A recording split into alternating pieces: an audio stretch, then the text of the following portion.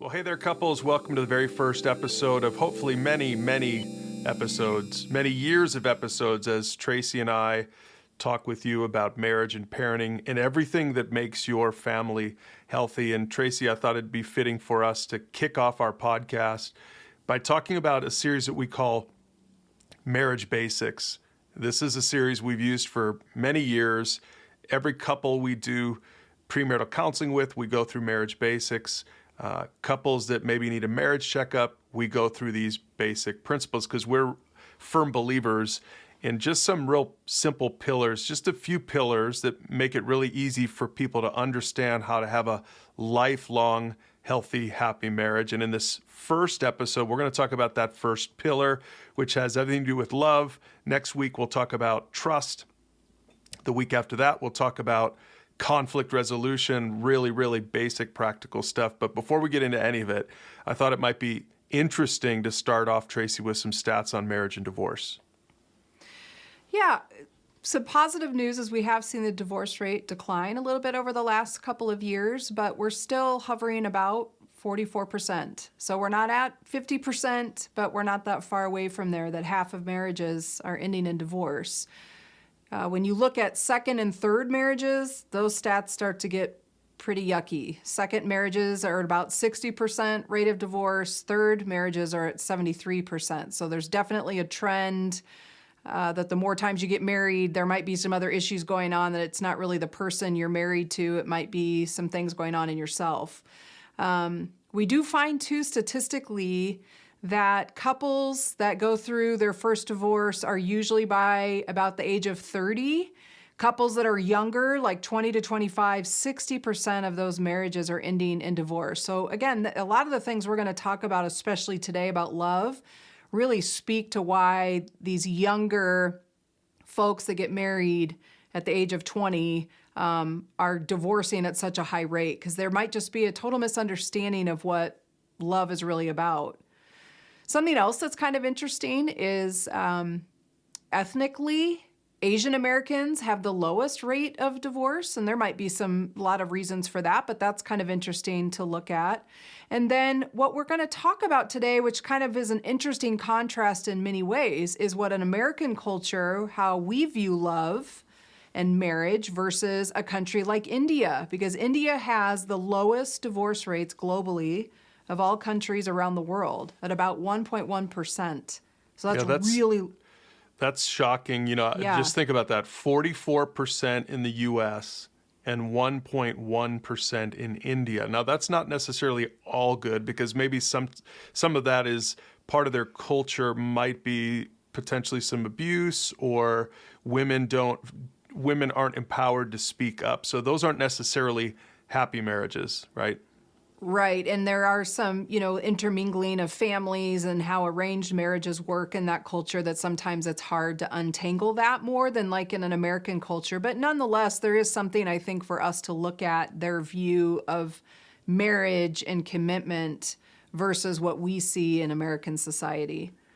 Yeah, and I think this idea, it's such a great contrast, this idea of being arranged, having an arranged marriage, that you might meet the person that you would marry just days or weeks or days before you get married, and many of those marriages would last a lifetime. And a lot of that is because culturally, it's not an expectation. Maybe there's just not an expectation. There's a different definition of even what we mean by the word love, and it's really more about a commitment. It's more about having a common purpose, maybe raising kids, things like that. Now, again, we're not saying we should, as a culture, that we should move to having arranged marriages. That's not necessarily what we're saying.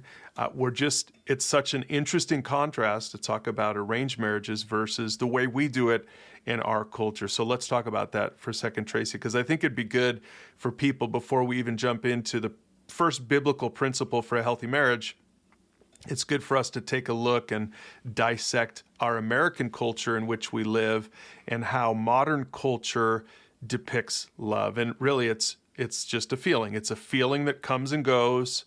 And so if this is what you're raised on in the movies and in music and in popular culture, then it's no surprise that 44% of our marriages end in divorce, because as soon as that feeling goes away, then, well, maybe we're not in love anymore, right? Yeah, in fact, I found this interesting statistic from 2019 that the reasons that people get married, love is 90%. People who get married, 90% of people are saying it's for love. But third on the list is commitment at 63%. So I find that kind of interesting that in our society, people are getting married for the feeling of love, but there's almost this recognition of, I mean, maybe we're not going to be in a lifelong marriage. You know, I'm chasing the feeling of love, but I'm not necessarily chasing commitment. So I just think that's kind of interesting. There's a little bit of a disconnect, I think.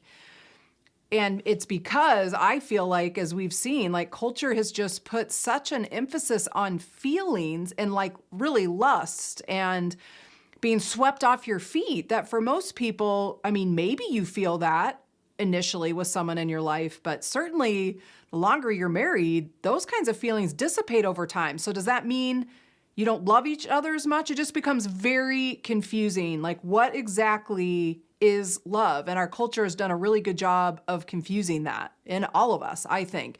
In fact, I was watching that Netflix series, the Indian matchmaking, coming back to the connection of like a culture like India, where the parents, almost all of them were arranged marriages. That generation, they met their spouse maybe 2 or 3 days before the wedding, but they've been happily now married 40 to 50 years. And so now, though, they're raising a generation of American Indian children who are here in this culture being influenced by our culture, and they don't want an arranged marriage. That's the last thing that they want. They want this feeling of love. So they hire these matchmakers trying to find like this perfect connection.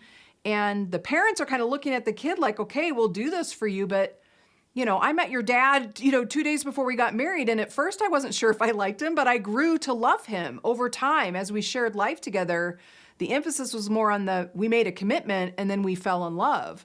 Whereas this generation's like, no, I got to find this perfect match and fall in love with this person, and then maybe I'll be committed. Yeah, it's interesting. We have couples come to us sometimes when they're just about ready to get divorced, and we say, why are you guys seeking a divorce? And a lot of times, most of the time, their answer is, we just don't love each other anymore. Mm-hmm. And I always like to come back with this question, what does that word mean? Let's define terms. What do you even mean by love? Because like the statistic says, Trace, love, 90% of people get married because of love, but only 63% of people get married because of commitment. So clearly, love and commitment aren't the same thing. But yet, what we're going to be looking at today is that biblically they are. Actually, biblically, commitment is more akin to the concept of love than a romantic feeling, because probably that's what they mean by that, is kind of the warm fuzzies, the romantic feeling. I don't feel romantically the way about this person today like I did 10 or 20 or 30 years ago. And again, an older Indian couple might say, well, who cares? In Right. fact, I bet you they would argue that they have more romantic love later in life than they do early in life, because romantic love that grows out of commitment is really the best kind of love. The love that grows out of this, being on purpose together, sharing experiences together, being committed to each other, taking a bullet for one another, helping each other through sickness and in health. I mean, these are the things that solidify a healthy marriage instead of exposing an unhealthy marriage. And so that's why I think it's so important. That's why we always like to talk about love first. Let's challenge people who are listening, whether you're thinking about getting married, whether you're thinking about getting a divorce, whether you're just looking for a little bit of a marriage checkup. Really ask yourself this question: how would you define love? What does love really mean to you? Because that's what we're going to be talking about today. And by the way, Tracy, let's go back to some of those other statistics. People are probably wondering what were some other reasons people got married. So love, 90%, companionship, 66%, commitment, 63%, the desire to have children, 31%, finances, 13%. That's interesting. 13%. Legal rights and benefits, 10%. That kind of probably goes with finances a little bit. And pregnancy, 6%. So 6% of people get married because they got pregnant, which, by the way, isn't necessarily a great reason to get married. I mean, maybe you, if that's your situation, maybe you should really consider getting married. But I think you should listen to this whole episode first and talk about it with somebody, because it's really important for you to understand what love is, not what our culture says that love is. Because if you define it improperly, then you're probably not going to go the distance in your marriage, right? Yeah. Yeah. And then I think just to highlight for a minute, Brian, like some of the movies that kind of have risen to like the epitome of what love is. Like I can't tell you how many people in my life who love the movie The Notebook. They just love that story because it was like forbidden love. It was the rich girl and the poor guy, and they just have this amazing connection and this relationship. And then he has to go off to war, and then he comes back. Well, she's in another relationship. She's with somebody else, and yet now here he comes back. And then it, like, the whole point of the movie is to root for her to leave the guy she's currently in a relationship with to come back to this guy, because it was like this, that was the real love. The real love was those feelings that she had for this guy that was really based more on forbidden love. And how confusing that is for our teenagers who then become young adults who are then looking for this companion, that their version of love is supposed to be this like, I can't live without you kind of love, which really is not like, who can maintain that kind of emotion to someone? Like, that's just not a realistic way of viewing what love looks like in a marriage. Yeah, in fact, just to argue the other side in pop culture, every once in a while there'll be a movie out there that really shocks us that they got it right. And I'm pretty sure Spanglish was one of those. It's been a while, but Spanglish, I think if I'm thinking of the right movie, that was, again, one of those movies where you're watching it and there's this couple and their marriage is on the rocks, and this guy meets this other gal, and there's like real understanding there. There's a real connection there. And you find yourself, kind of like in The Notebook, you find yourself rooting for the affair. That I think the directors do a good job with that. They get you to think, this is the real love. This is the love that the universe really wants to happen, right? And so again, as married couples sitting there watching this, I mean, how many couples really have that kind of a relationship where it's just where you can make it look so wonderful and romantic in 60 minutes or 90 minutes? Of course we can't. Most couples can't compare their everyday boring marriage to something like that. And so, but what I found myself doing in Spanglish, again, is you're sort of rooting for the affair. But the surprising thing, I encourage people to go watch this movie tonight. The surprising thing is that the guy, I can't remember if it was the guy or the girl, but whoever it was, they made the right choice. They actually went back to their spouse. And I remember just being floored by this in the culture that we live in, that everything was pointing toward ditch your husband or your wife because this other thing is real love. This other thing is true love. And I love that movie did the opposite. And it got me to reflect on what love really means, which is what we're going to be talking about today. Yeah, and I can't leave this part of the conversation without also highlighting a time that I feel like Hollywood got it right, which is, if any Office fans out there, how long we rooted for Jim and Pam to get together. And there were times in the storyline where he just loved her from afar. She was engaged to somebody else. Then she breaks that off and is looking to him, thinking, yes, I want to be with you. But then he was with somebody else. And then they finally get together. They get married. It was like this awesome event in the life of the series of The Office. And then as time goes, they have a couple kids. And then they right into the start part of the storyline as Jim's pursuing this career opportunity and he's having to travel a lot. And you're starting to see some fracturing in their relationship.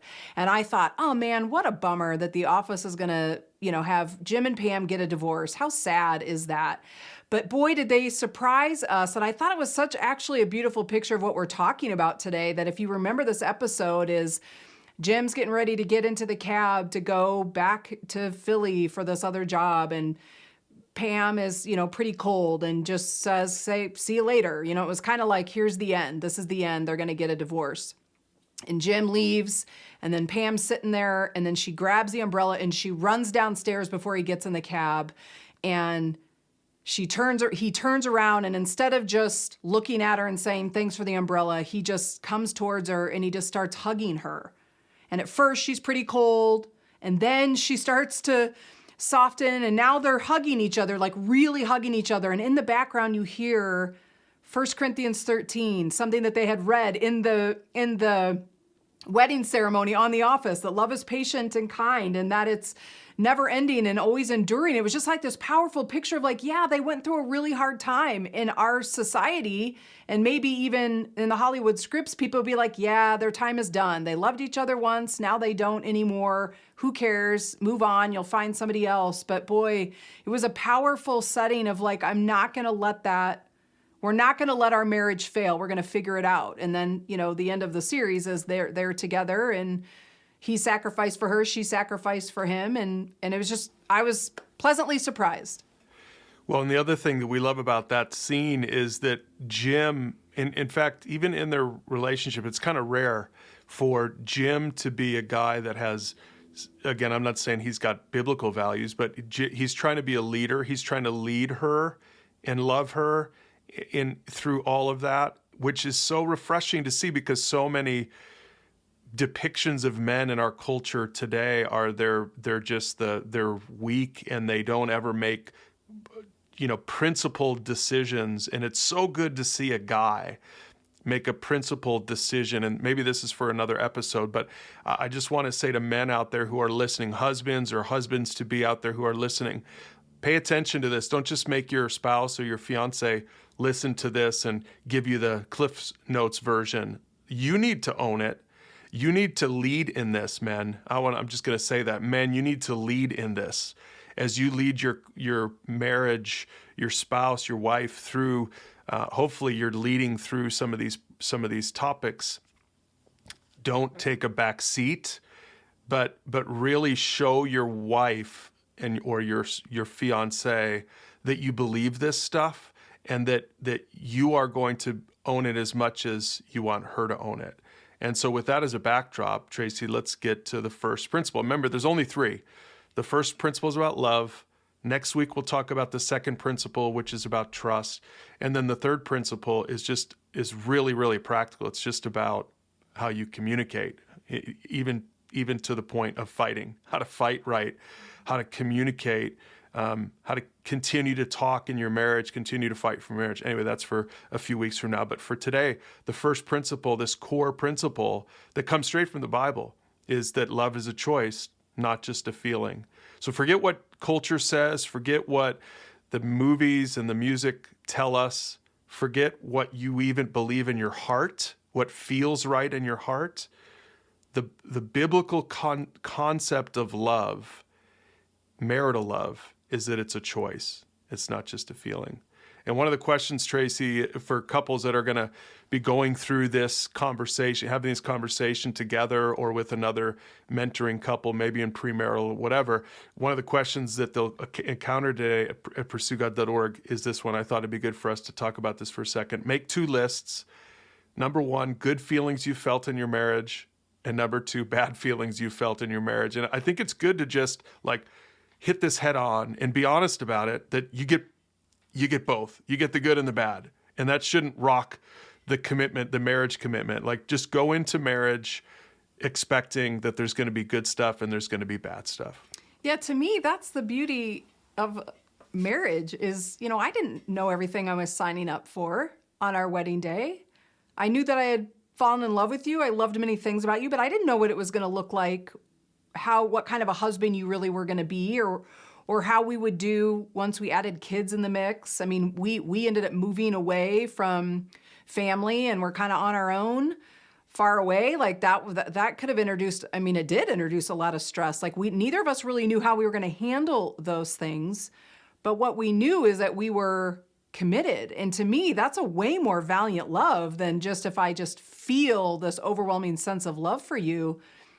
Man, I'm just as floored by this level of commitment that we have to each other. And really, frankly, Brian, there's been a lot of times in our marriage, we're almost at 25 years now, or even the bad emotions, the bad times, the times that I've felt maybe disconnected from you or not heard by you, like those bad feelings can really turn in to positives in our relationship. But that's also because we have, like you were talking about, these principles, because we've also have earned trust in our relationship that we're for each other, that if I share something that I feel like you've hurt me, that you're going to listen to my feelings and you're going to want to respond to that we've worked hard at good communication in our relationship, that even some of those bad or hard times or times that I felt less connected to you, those feelings, we actually were able to turn those into things that made our marriage stronger in the end. But to me, feelings, romantic feelings, being in love with you is the easy part.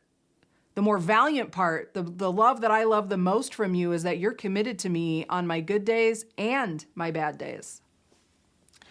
Yeah, and that's why I think it's important for couples who are out there, going through this maybe as part of your premarital counseling.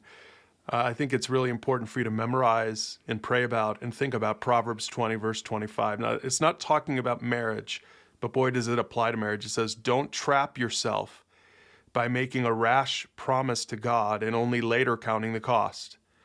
So husbands and wives, count the cost. Love is a choice. It's not just a feeling. I would encourage you to consider, are you willing, like, we talk about vows, right, Tracy? When someone make vows to each other. I've performed many weddings in 20 plus years of ministry, and couples every once in a while will want to write their own vows. And one of the things we always tell them is, look, here's the thing. I encourage you to write your vows. I think it's great, but make sure that they're vows. Make sure that you're making a promise. Don't just write a poem to each other. Don't just talk about what you love about each other. What a wedding vow is, and couples who have been married or are considering divorce, I would encourage you to go back and read your vows, because vows are important. This is a covenant that you're making. That's really a better word. Is this a covenant you're making with another person? It's not just a let's see if this works out kind of a deal. It's a covenant. Like I'm promising you in sickness and in health, right? For better or for worse. Those are pretty typical words in vows. Those are great promises to make. But so many people, 44% of people, break those promises in our culture.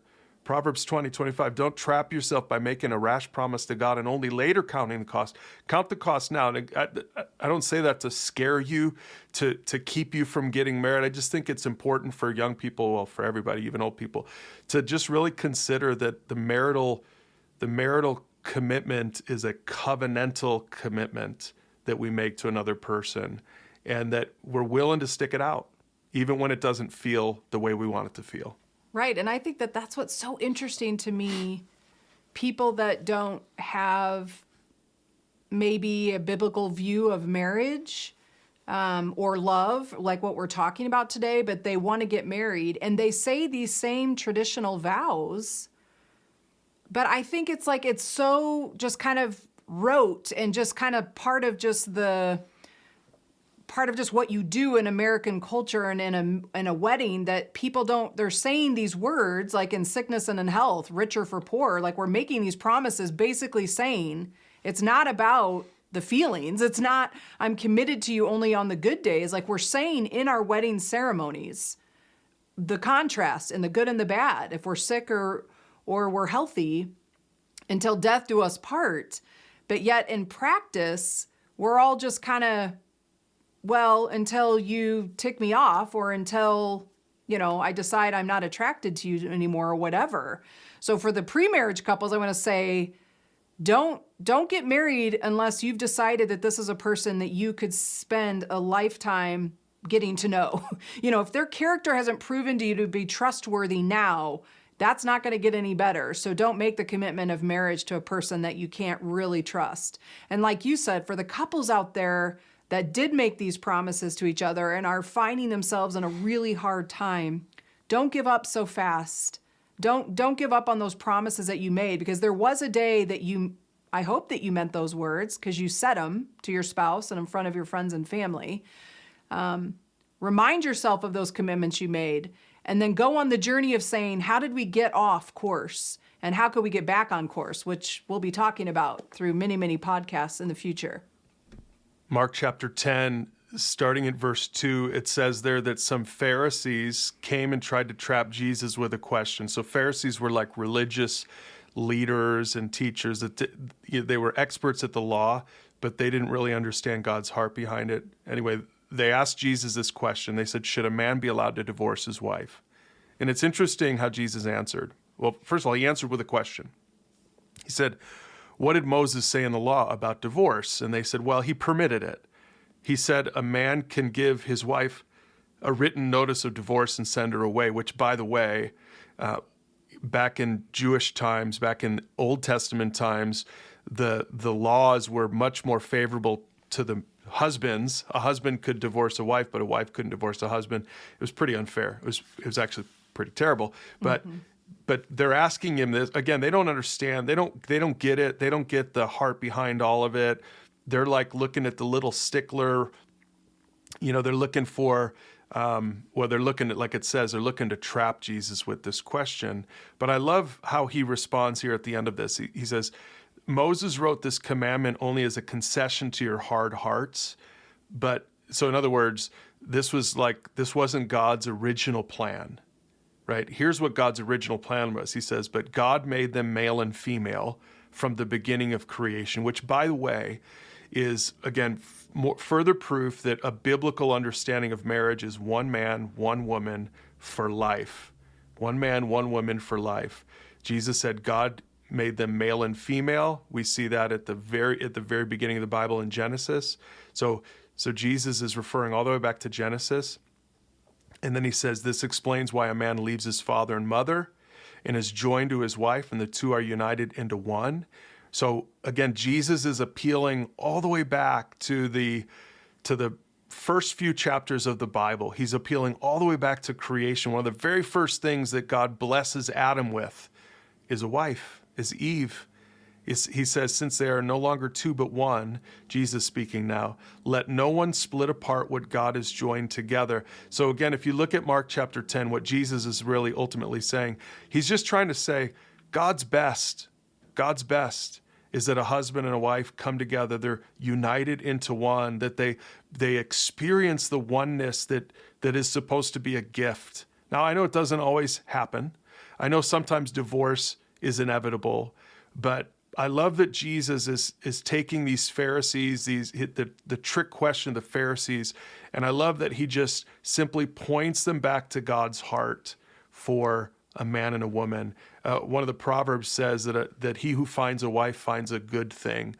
So finding a wife is a good thing, and this is what I think we need to get back to seeing, to see marriage, to see love the way Jesus sees it, to really understand it the way it was intended to be a gift for us from the very beginning. Yeah, and I think it's just a good reminder that the choosing part of love, feelings are not bad. Feelings are great. Feelings are wonderful. God gave us emotions. So we're not saying like we should all be in loveless marriages and just be committed. But I think what we need to redirect in our minds is not buying the lie that culture has depicted for us that love is only about feelings. And so when you feel strong feelings, go get married or be in a relationship with this person. And as soon as they tick you off or their hair starts to fall out and they're a balding man in their middle age, ditch them, get out.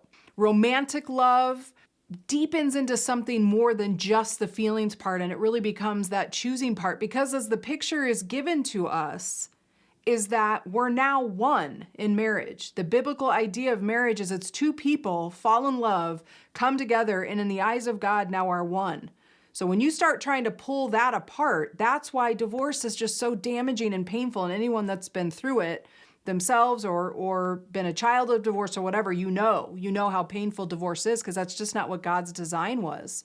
So maybe, just maybe, we could make that divorce rate go down more. with people that get married to the right person first and foremost, but for those that struggle and life brings some unexpected things that create some distance or hurts in the relationship, that you're able to say, you know what, we made promises to each other. Where did we get off? What do we need to do to get healthy and to get better? Yeah, let's actually get practical just for a minute here, Tracy, because I think one of the simplest applications of this principle of choosing love in your marriage is to look at the 5 love languages. Now, later on in the podcast, we're going to actually take a deep dive on all of these love languages. We've got resources at pursuegod.org about this. If you want to learn more about it, of course, you could read the book. There's lots of ways to unpack this, but I think it's good for us to just talk about the 5 love languages and how choosing love is really what those love languages are all about. So explain the love languages to us, Tracy, and then let's really try to help couples apply it to this area of their marriage. Yeah, to me, the 5 love languages, it's by Gary Chapman. It's a great book. It's been around for a really long time. He just did a lot of study on how people show and receive love, and he boiled it down to these 5. Now, there's others, but this is what he came up with that kind of captures what most people would say is how they feel loved and how they give love. So words of affirmation is like feeling like you feel most loved when somebody is saying, I love you, I respect you, you're beautiful, you're smart, you're handsome, all of that. The second one is physical touch, that you need affection. That's when you feel most loved. Acts of service is doing, serving kind of thing. That's when you feel most loved, as if someone's doing something for you. Gift giving, that's kind of an obvious one. Like just for some people, giving gifts is the best way. Receiving gifts and giving them, buying things for someone, being thoughtful in things that you purchase for someone. And then the last one's quality time, just the kind of time that you spend with somebody. So those are the 5 main categories. And the idea behind it is that, yes, you determine which one is your primary language of love, how you feel most loved from your spouse. But the bigger idea is that you learn the language of your spouse, which is likely not your love language, and then you learn to speak your spouse's language. So you don't come to your spouse and say, well, my love language is words of affirmation, so that I feel most loved when you're telling me nice things about myself. So I'm going to love you that way, Brian. I'm going to just give words of affirmation to you all day long. Well, here's the problem. You are acts of service. So I can show you love, which to me is very natural. I'm giving you words of affirmation and you like that and you appreciate that. But that isn't how you actually feel most loved by me, because I'm not serving you in different ways. So the whole idea is the selfless, sacrificial love idea is to say, I want to know what my spouse's love language is, and I want to learn how to love them in that language, which may not be my native language. So it's going to take practice. It's going to take intentionality to do it. Yeah, I'll never forget the couple that came in years ago to our office for marriage counseling, and the husband was exasperated. He was so frustrated, and he said, well, but honey, you know my love language is acts of service. And at the moment we were talking about her love language, we were talking about how she needed more words of affirmation. And his response was, well, you know, that's not my love language. And I wanted to wring his neck. I said, you're missing the whole point of understanding your love language is not just to tell your wife, well, this is all you'll ever get from me. The whole point, and men need to hear this probably more than women, the whole point is to understand how to speak your spouse's language, even if it's not natural to you. That's choosing love. The point is to choose to do something that's not natural for you, which is to speak your spouse's language. The point is not to tell them this is all that you'll get because I'm only an acts of service kind of a guy. No, that's not love. That's not choosing love. That is the opposite of choosing love. Yeah, and that's so a selfish love, right? That's not selfishness, which isn't even love at all, right? Right. And so I think for couples to understand that, to recognize that, and to really, I would just encourage men in particular. Throughout this podcast, I'll always be talking to men and dads, but man, really look in the mirror, spend some time with God, and say, God, help me help me to be less selfish in the way that I interact with my wife. Help me to be someone who chooses to love her the way she needs to be loved. Man, it'll blow your wife away when you can start doing that. And this is really why a relationship with Jesus is so important to this, because Jesus changes us from the inside out, and he allows us to overcome what's maybe natural to us. The Bible calls it, our flesh or the sinful nature. And when we become Christians, the Holy Spirit takes up residence in us, and we begin to live out this new kind of life from the inside out, this more Christ-like life. In fact, I think maybe, Tracy, we should end this podcast with this ultimate analogy. The analogy that the Bible uses for love is the analogy of Christ loving his church. Ephesians 5 says it like this, verses 25 to 27. It says, "For husbands, this means love your wives, just as Christ loved the church. He gave up his life for her to make her holy and clean, washed by the cleansing of God's word. He did this to present her to himself as a glorious church without a spot or wrinkle or any other blemish. Instead, she will be holy and without fault." And there's so much to unpack in that passage, but just a couple of things. First of all, it's so interesting that the ultimate analogy for the way that Christ loves the church, the best way that he could explain this to us as human beings, is to talk about the relationship between a husband and a wife. So to me, that doesn't just tell us how much we mean to Jesus, it also tells us how much marriage means to Jesus, that he would draw the connection between these two things. But the second thing is that he's telling the husband, he's saying, look, here's what I did for the church. I set the church apart. That's what holy means. Holy means set apart. So it's like the visual that I always have is that he takes the church, all of the people of God who have placed their faith in Christ, and he sets them apart. He kind of puts them up he puts us up on, in this completely different place than he puts the rest of the world. He says, "You are my chosen people. You are the ones that I love." And this is how we should be with our spouses, is we should set our spouse apart and put them in a place that is set apart from every other relationship, not just anyone from the opposite sex, someone at work or at the gym or whatever. That's the obvious one. But really, there's so many other things, Tracy, I think we could learn, that couples can learn from when it comes to setting apart your spouse from all these other people.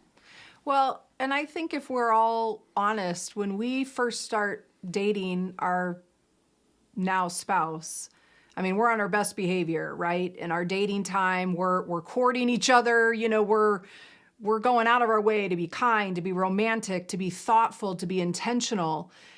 And over time, we can just find ourselves lulled into this place where we're just not trying that hard anymore. So it's not really that we don't love each other. It's just that we stopped working at our relationship. We stopped trying to please the other person and serve the other person. And so to me, that challenge of Paul equating Christ's love for the church and that selfless, sacrificial love that he has for us, and then equates that to the way a husband and a wife should love each other, like that is a high calling.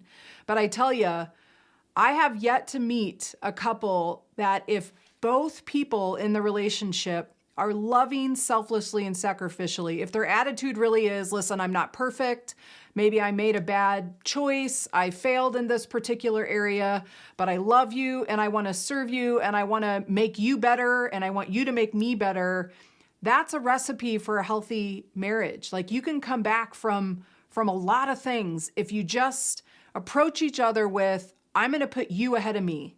I'm going to put your needs ahead of my needs. That's the beautiful picture of then how a couple who might hit harder times can say, okay, that was disappointing. That was a bummer. That was hurtful. But you know what? We're kind of getting a reset here. And I'm seeing that my spouse is saying, I want to serve you. I want to love you. I want to put you ahead of even myself. That is the recipe for a healthy marriage. Yeah, and that means you set your spouse apart from yourself, right? It's so easy to put yourself first in your life. And I think men especially need to learn that. You set your spouse apart from your friends. your guy friends, your golf buddies. You set your spouse apart from your parents. I think for young couples, that's for us, Tracy, when we first got married, that was probably the hardest thing, is to learn that this principle of leaving and cleaving, right? That we leave our family of origin, we cleave to one another and form our own family. And so that means you set your spouse apart from your parents. But later in life, once you have kids, that means you set your spouse apart from your kids, right? So, I mean, it's so interesting to see as couples mature in their sort of along that progression, that it's so easy to become just like your parents. You felt like your parents were smothering, and then you become smothering with your own kids. Well, again, what's a biblical perspective on that is set your spouse apart, even from your kids. You should not have a more special relationship with your kids than you have with your spouse. Now, Tracy, we love our kids. We have 2 kids. They'll be on this podcast when we talk about some of the parenting stuff. They're going to give us some really good insights about parenting. But we love our kids, but we are not one with our kids. And I think a lot of couples confuse that. Out of love for their kids, they actually go overboard, and now they're actually being unhealthy. And not just in the relationship. It doesn't just impact their relationship with their kids. It impacts their relationship with their spouse. And then it even impacts your kids' relationship with their future in-laws. And there's all kinds of stuff. And we'll be talking about all of this, right? Oh, yeah, there's so much to get into on all of that, yes. But you also set your spouse apart from your job. You set your spouse apart from your hobbies. That's what it means to make your spouse holy. Holy just means set apart. That your spouse is set apart from everything else. There's this oneness relationship that is unique to the husband and wife relationship biblically. There's no other relationship like it, and that's why Jesus drew this analogy between a husband and a wife and Christ and his love for the church. Yeah, so it's a high calling for sure, but I think if we can reorient our understanding of love and not let it be defined by what our cultures tried to sell us, which is what's leading to a divorce rate that's, it might be declining right now, but who knows what's going to happen in the coming years, that almost half of marriages are ending in divorce. Let's let the Bible and the creator and designer of even what love is tell us what marital love really should look like, and the difference that it can make, that you can move beyond just saying, well, how do I feel, right? And look more at, okay, I once had love for this person. What's missing right now? And where does my commitment then need to kick in to say, let's keep working at this thing. Let's not let this marriage fail just because our feelings are telling us we feel a little hopeless right now. What can we start to do? How can we start to serve one another? How can we get counseling and learn new skills to say that love is about making choices every single day? We're either choosing to feed health into our marriage, or we're choosing to feed feelings that are going to lead us to justify bad choices. All right, I want to finish with just one more passage. We've already referenced it, but it's time to read it. This is 1 Corinthians 13, verses 4 through 7. I read this at every wedding I ever perform. It's funny, a lot of people come up to me and say, that was a beautiful poem. Where was that from? Who wrote that? Well, God wrote it, and it's from 1 Corinthians chapter 13. It says, love is patient and kind. Love is not jealous or boastful or proud or rude. It does not demand its own way. It's not irritable, and it keeps no record of being wronged. It does not rejoice about injustice, but rejoices whenever the truth wins out. Love never gives up. Love never loses faith. It's always hopeful, and it endures through every circumstance. But only biblical love does that, not the feelings kind of love. Again, feelings aren't wrong, but feelings aren't ultimate. Love is a covenant. Love is a commitment that we make. Marital love is. And when you view love that way, then that kind of love can last a lifetime. That kind of love can never quit. And so we encourage you to talk about this with your spouse, with another couple. In fact, this is our first of, like we said, many podcasts as we talk about marriage and parenting, and everything that would make a family great. And so if you've got questions or if you've got suggestions for topics that you'd like for us to cover on this podcast, you can send that in to podcast@pursuegod.org and find all of these resources. If you want to talk about it again with another couple, if you want to go through this with your spouse, if you want to find discussion questions, you can find all of it at pursuegod.org/family. That's where you can find our marriage and parenting content along with series such as Marriage Basics, which is what we're going over today. So make sure to share this with a friend. Make sure to like and subscribe to this podcast and spread the word about it so that more and more people can learn about what it really means to pursue God in a healthy marriage. We'll see you next time.